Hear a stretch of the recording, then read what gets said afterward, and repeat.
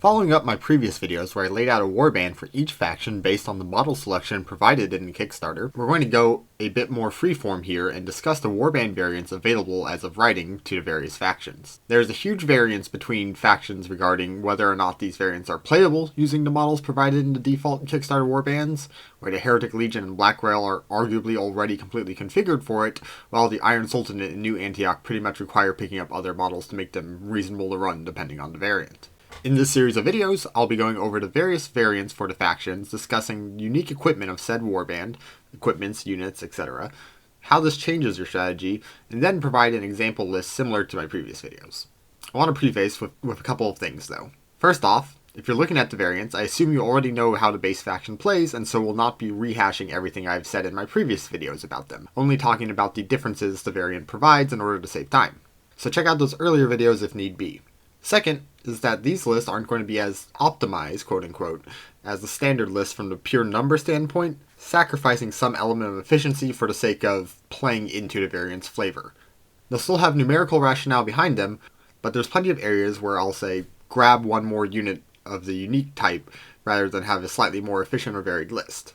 I figure this is fine, since if you're playing these variants, you're likely more attracted to the flavor and trying to make use of the unique mechanics, rather than just one more default lineman unit.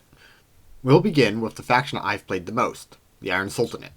There are only two variants for the Iron Sultanate, yet they are a lot more fleshed out than most of the variants available to various factions. I play this faction, so the list I provide here are ones I've actually played with some regularity. Just in brief though, the Iron Sultanate typically is your high accuracy faction with some heavy hitting firepower, albeit with more specialized units, generally lower range, and a notable lack of assault equipment options. We'll start with the House of Wisdom variant. This variant focuses on the Alchemist of the Sultanate, who wreak havoc with infused ammunition, elemental equipment, and most iconically, horrific creations bordering on sacrilege. This variant is probably the most variable of all the warband variants due to a unique unit and unique armory selection mechanic that effectively allows you to custom make a unit. This means one should not take the list I give as quote-unquote the viable list, merely how I chose to make use of these mechanics, as the flexibility here is immense. The unique rules for this faction are as follows. You may have up to 2 Alchemists and a minimum of 1, effectively replacing the Ubazai Captain as the Warband's leader unit. This comes with an increase to the number of Alchemist armor one can take. The cap on Lions of Jabir is raised to 3. You cannot take Ubazi, Azebs, Janissaries, or Assassins, but you get replacements for 2 of these units.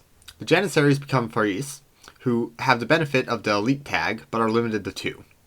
We won't use any in this list, but in the campaign, acquiring 1 or 2 of these guys is the logical immediate upgrade in my opinion, as they can start gaining skills and carry heavy equipment.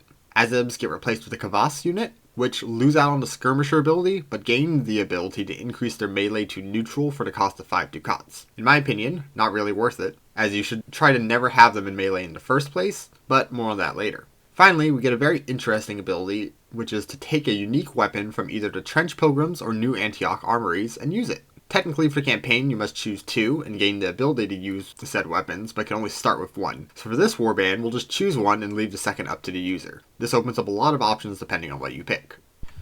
There is a set of unique upgrades you can give your Alchemist in this warband. You can't pick duplicates, but each are quite powerful and worth consideration. The first allows an Alchemist to act as a great healer, replacing the medkit's risky action with just a standard action, giving a +1 to that action, and increasing the number of blood markers removed. And on top of all of that, it even allows you to remove infection markers. This ability is an extremely viable way of keeping your units in top shape and is useful in any warband composition. The second ability, Cartography and Geometry, allows you to give 2 of your non-alchemist units Infiltrator. They have to be less or equal to 32mm base size, so this effectively is just Homunculi, Kavas, and a Faris. This can be very useful depending on your strategy, but I don't make use of this one simply because if I wanted to do infiltration shenanigans, I'd be playing the other warband variant.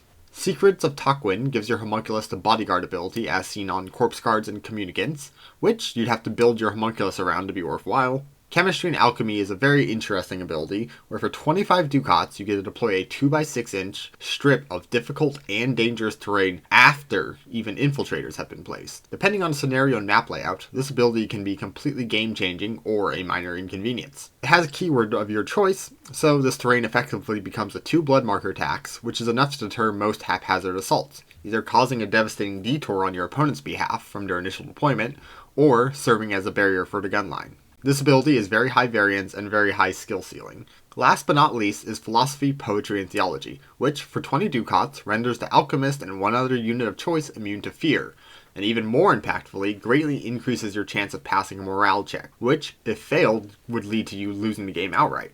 Also, notably, the Warband becomes immune to Shaken, which, if you're playing with Shaken rather than retreat rules for failed morale tests, you effectively get to completely ignore one failed morale roll, extending your time for a comeback by one full round. Now to talk about the homunculus I've mentioned a couple of times so far. This is a completely unique unit to this Warband variant, unlike, say, the Kavas, for example, which is just reskinned general unit. This unit has a couple mechanics only relevant to campaign play, such as the fact they have an associated Alchemist which needs to be alive to acquire upgrades, items, and importantly be revived for only the base cost. This revival feature is very strong, as it theoretically allows you to replace a 200 plus ducat cost unit for only 40 ducats, including equipment. So, you can use these a lot more recklessly than your normal super units if one so chooses. At base, this unit doesn't have much of anything. Completely neutral stats for 40 cost isn't the greatest deal, but makes up for it by coming with Artificial Body, which subtracts an injury dice regardless of things such as fire, making it a better version of the Black Grail's Undead Fortitude. The real fun of this unit begins with the sheer versatility one has available to them. Displayed is the entire list of traits one can take. There are a lot of things that are simply like adding hit dice or gaining keywords such as strong, which I won't go over as they're self-explanatory, but there's a couple I want to draw direct attention to. First off, Enslaved Mind gives the ability to gain a fire team, which is something most factions do not have available to them. Terrifying Appearance is very efficient, as acquiring the ability to generate fear also doubles as providing immunity to fear. Additional arm opens up a huge amount of possibilities for the cost. Increasing number of attacks for less than the cost of a Kavas with no downside is definitely worth it in my opinion, as say with the automatic rifle or submachine gun, you're usually paying 20 plus ducats for this feature, with less flexibility attached. Hypnotic Eyes allows you to basically double Fear's effect, as a -2 to melee attacks is devastating to all but the best of units. Finally, we have the unique items for the Warband variant. The Elixir of Alcadia allows you to put Tough on a non-alchemical creature for 10 ducats. Giving a second chance to an important unit like the Alchemist can drastically increase their survivability. Fire Shield is just an upgraded trench shield, where for 5 more ducats you get immunity to fire bonus markers, and a -1 to injury dice from fire weapons, rendering this significantly better than the usual 5 ducat headgear attacks.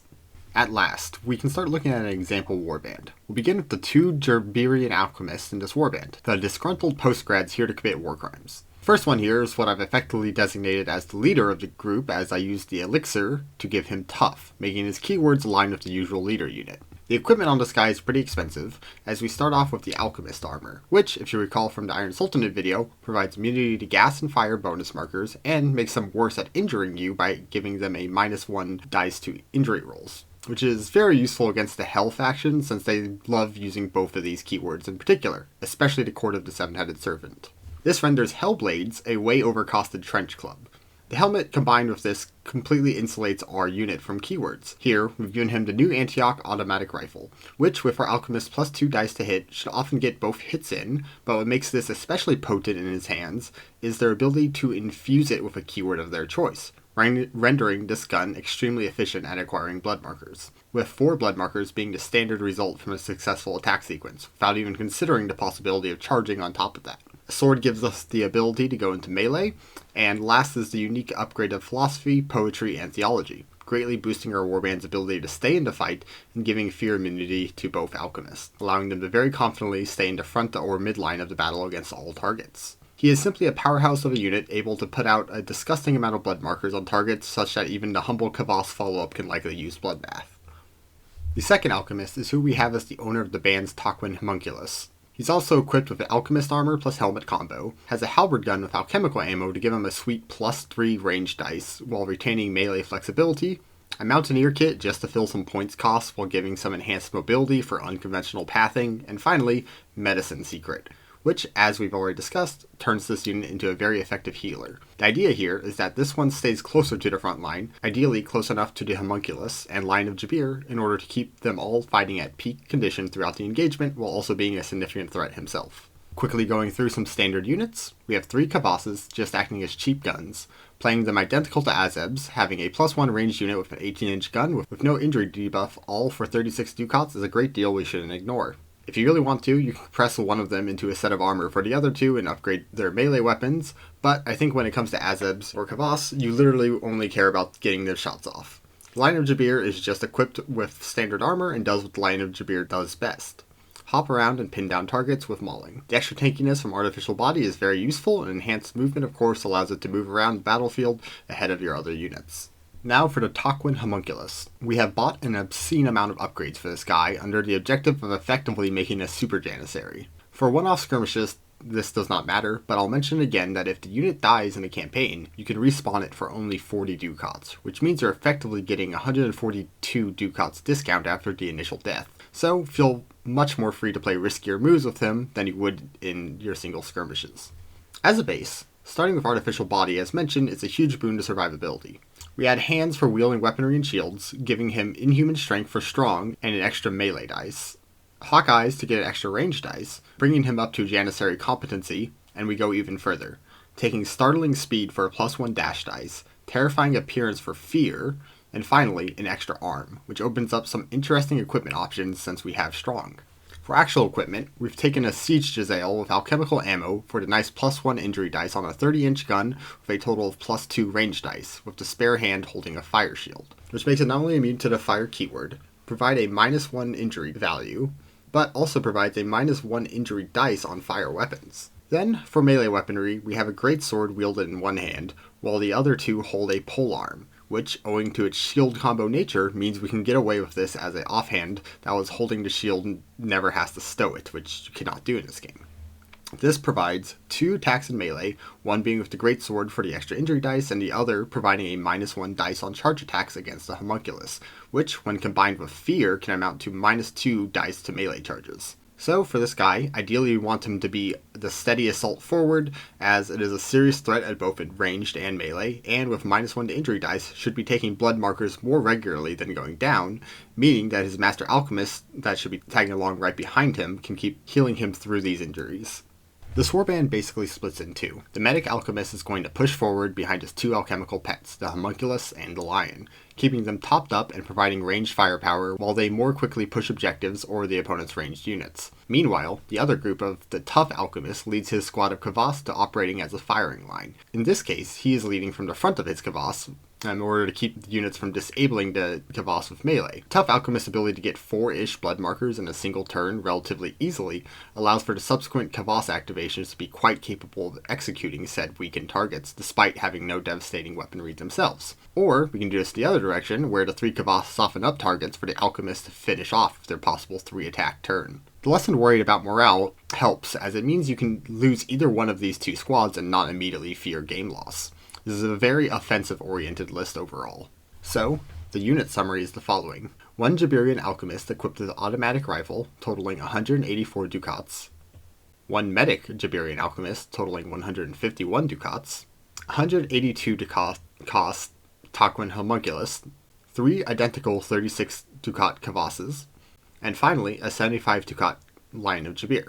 Obviously, you can play around a lot with the homunculus, even splitting it into 2 different units if desired. The extra weapon I choose to make available for this warband is going to be New Antioch's heavy shotgun, as either a Faris or a homunculus could make great use of it, or you could go with the Trench Pilgrim's anti-tank hammer, as with a competent healer, one can heavily mitigate the drawbacks, and a homunculus can even take regeneration, to make it very comparable to a communicant's gameplay.